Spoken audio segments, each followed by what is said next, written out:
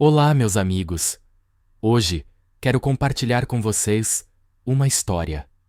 Uma história sobre confiança, traição e a dolorosa jornada que às vezes precisamos trilhar para encontrar a verdade. Era uma terça-feira à tarde. A rotina de São Paulo me consumia. Trabalho, reuniões, o trânsito interminável da Marginal. Minha vida havia se tornado um ciclo que se repetia sem pausa.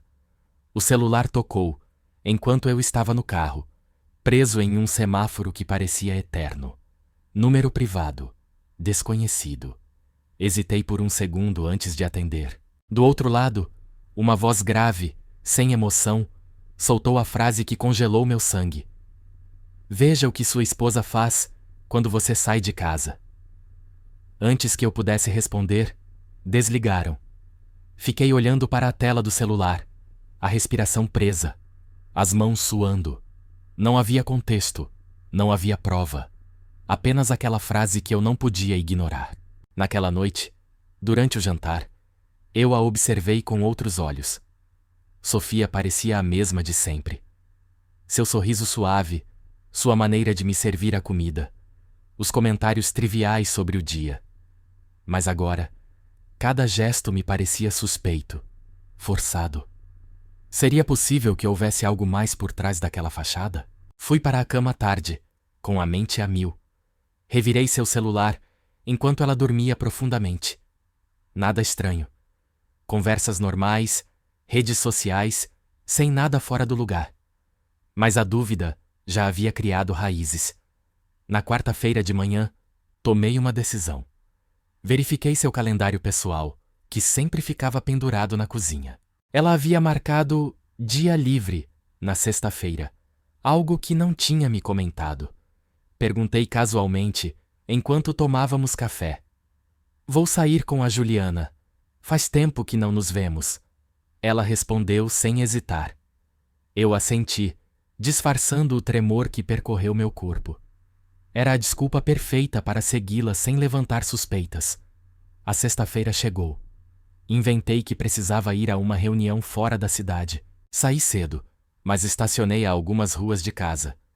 Vi Sofia sair, impecável, maquiada de um jeito que não fazia para nossos encontros. Eu a segui a uma distância prudente, o coração martelando em minhas têmporas. Ela pegou um táxi. Eu fiz o mesmo, pedindo ao motorista que não o perdesse de vista.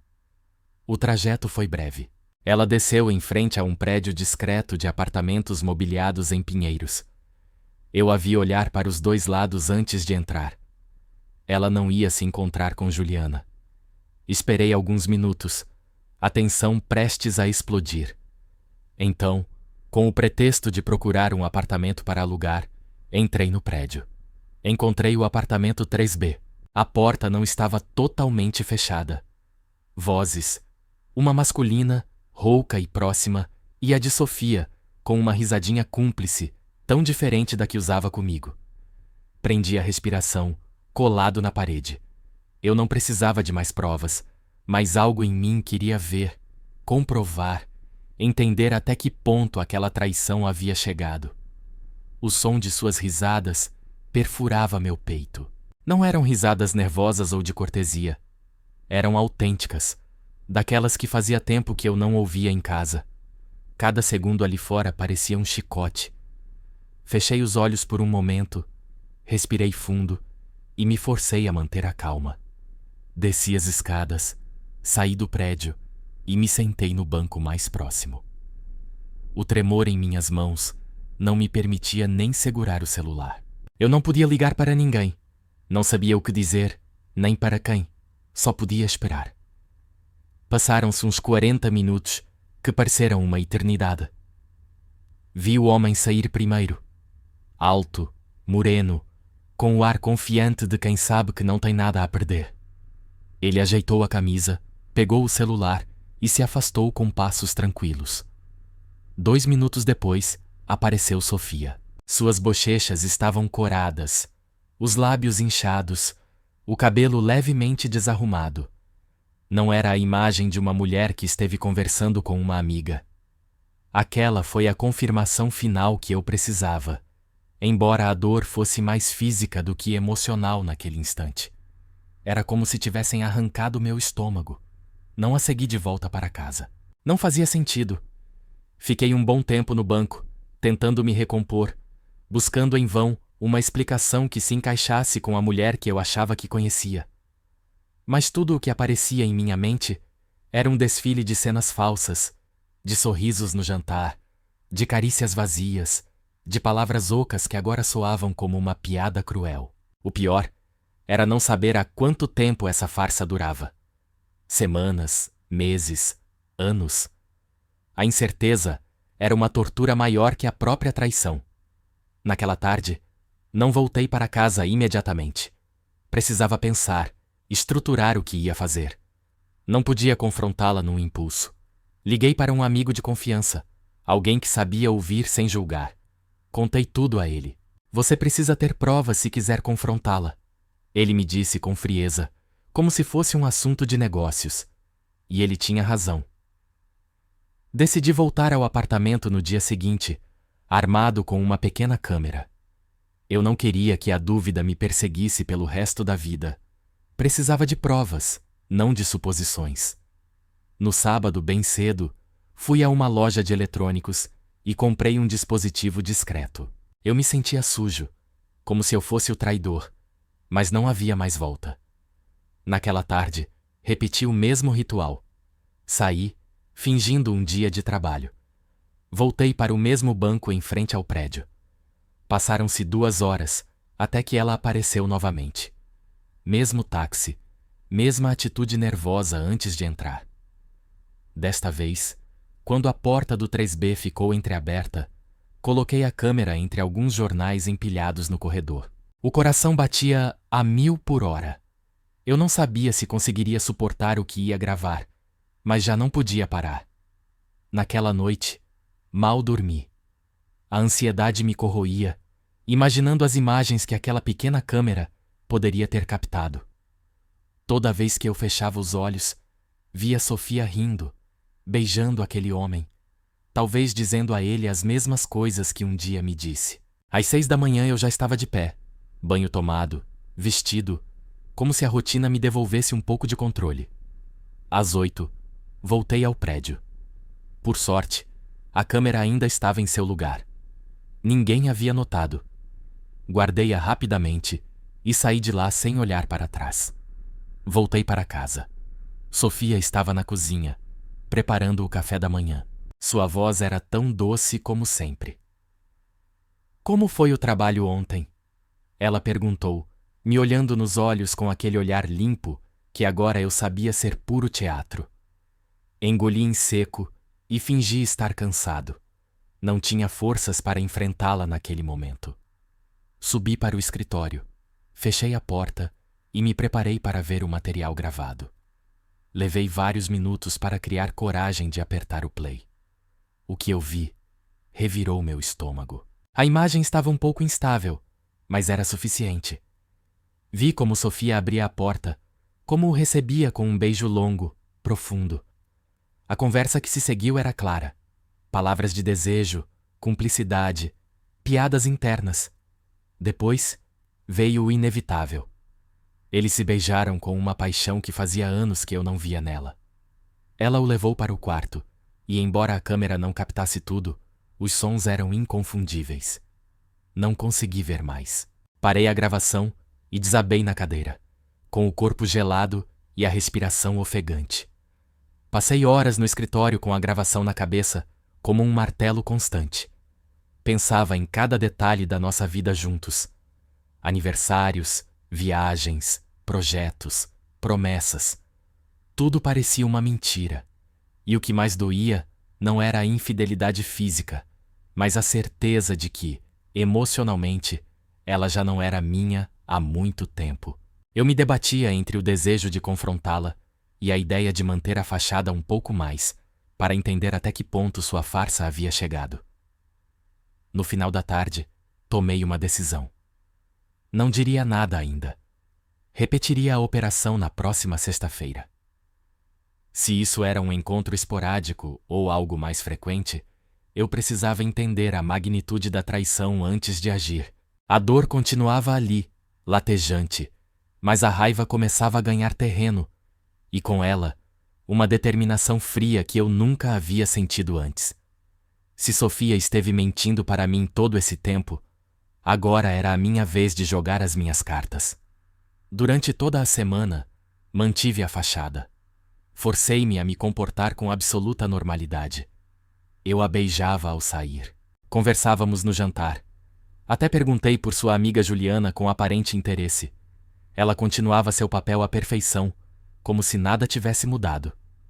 Por dentro, cada sorriso que ela me dedicava me queimava, mas eu não podia me permitir falhar naquele momento. A sexta-feira seria definitiva. Se ela voltasse àquele apartamento, não haveria mais desculpas possíveis. A sexta-feira chegou. Fiz o mesmo teatro. Disse a ela que precisava resolver umas reuniões. Ela, como da vez anterior, se mostrou compreensiva. Até me desejou sorte com um beijo na bochecha. Senti náuseas. Saí. Estacionei longe de casa e esperei. No meio da manhã, como eu previa, Sofia saiu, mais arrumada ainda que da vez anterior. Táxi. Eu atrás. Mesmo trajeto. Mesmo prédio. Eu a vi entrar com a mesma atitude nervosa. Era evidente que aquilo não era um deslize ocasional. Era uma rotina. Eu havia melhorado a estratégia. Desta vez, levei 2 câmeras. Coloquei uma no corredor, como da outra vez, e outra camuflada em um vaso de planta, em frente à porta do apartamento. Não pensava em perder nenhum detalhe. Voltei para o banco, o mesmo cenário onde havia engolido minha dor uma semana antes. Passaram-se quase 2 horas. O homem apareceu primeiro. Eu o segui discretamente por algumas ruas para ter certeza de que ele não notava nada estranho. Ao voltar, Sofia também já havia saído. Voltava para casa como se regressasse de uma tarde de compras. Aquela noite foi um suplício. Fingi estar exausto e me tranquei no escritório. A revisão do material foi devastadora. Desta vez, as câmeras haviam captado ainda mais. A cumplicidade entre eles era total. Risos, carícias, brincadeiras, palavras carregadas de intimidade. Não era um simples encontro carnal. Falavam de planos, de memórias compartilhadas. E o pior, Sofia mencionou que logo tudo seria mais fácil, que não poderia continuar fingindo por muito mais tempo. Aquilo foi um punhal definitivo. Desliguei tudo. Fiquei horas em silêncio, com o olhar perdido. A raiva havia superado a dor. Já não era tristeza, era fúria contida.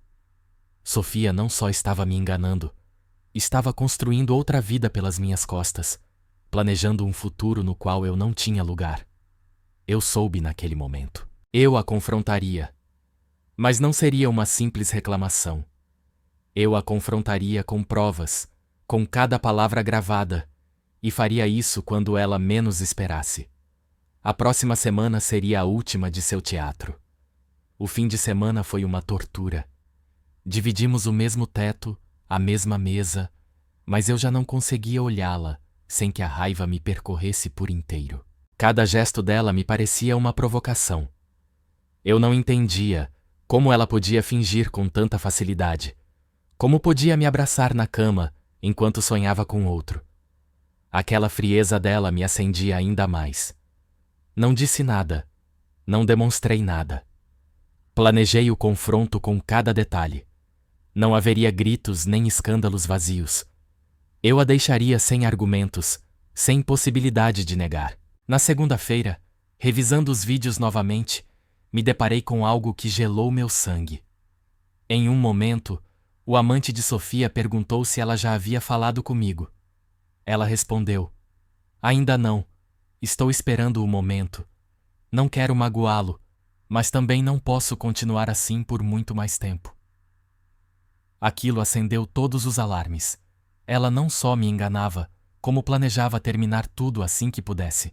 De repente, o tempo se tornou crucial. Eu não podia esperar que ela controlasse a narrativa, que me apresentasse sua versão dos fatos para se justificar. Eu tinha que me adiantar. Preparei tudo com precisão.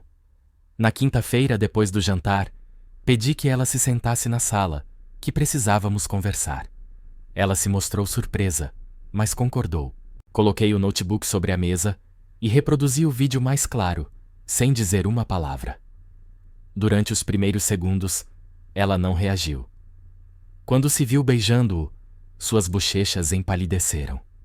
Começou a gaguejar, a dizer que podia explicar. Levantei a mão, pedindo silêncio. Reproduzi então o áudio onde ela falava do nosso suposto futuro desfeito. Ali, ela desmoronou.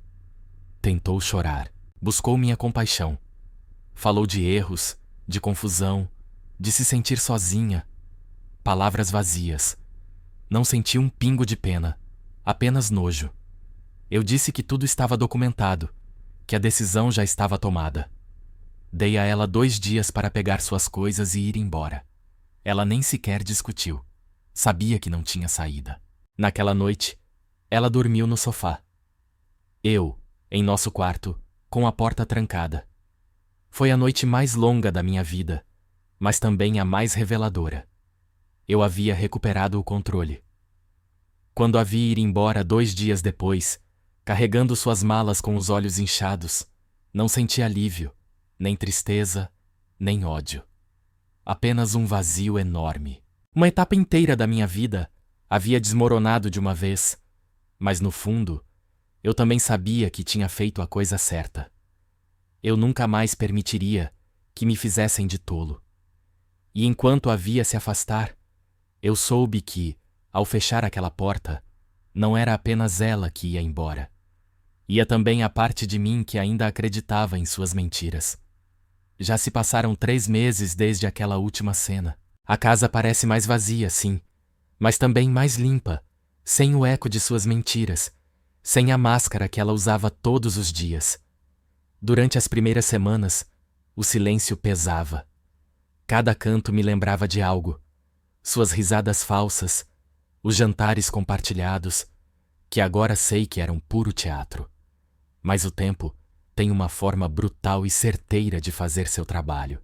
Pouco a pouco, essa dor se transformou em algo mais frio, mais racional. Não sinto falta dela. Sinto falta da ideia, do que eu acreditava que ela era. A rotina mudou. Levanto cedo, faço exercícios. Voltei a ter contato com amigos que eu havia negligenciado por viver preso em um relacionamento morto. A confiança custa mais. Agora, olho para as pessoas com outros olhos, não porque todos sejam culpados, mas porque aprendi que até a pessoa que dorme ao seu lado pode ter um universo secreto onde você não existe. É uma lição amarga, mas necessária. E sei que, daqui para frente, não voltarei a ignorar os sinais que antes eu quis justificar. Dela, não soube muito mais. Soube por terceiros que se mudou para outra cidade. Suponho que com ele. Não me importa. Não apaguei os vídeos nem os áudios. Não por rancor, mas para me lembrar de quem eu fui e de quem não pretendo ser novamente. Em algum canto do meu HD, eles estão guardados a 7 chaves, como uma vacina contra futuras ingenuidades. Não me orgulho de ter precisado espionar, mas às vezes a verdade se esconde atrás de portas que não queremos abrir. Hoje, vivo com uma serenidade diferente. Não porque tudo seja perfeito, mas porque não carrego as mentiras dos outros. Às vezes, a solidão é um preço baixo a se pagar pela paz. Voltei a olhar para frente e, embora o amor já não me pareça uma certeza, sei que da próxima vez, se houver uma, não entregarei minha confiança tão facilmente. Aprendi que palavras são fumaça. Os fatos são a única coisa que conta.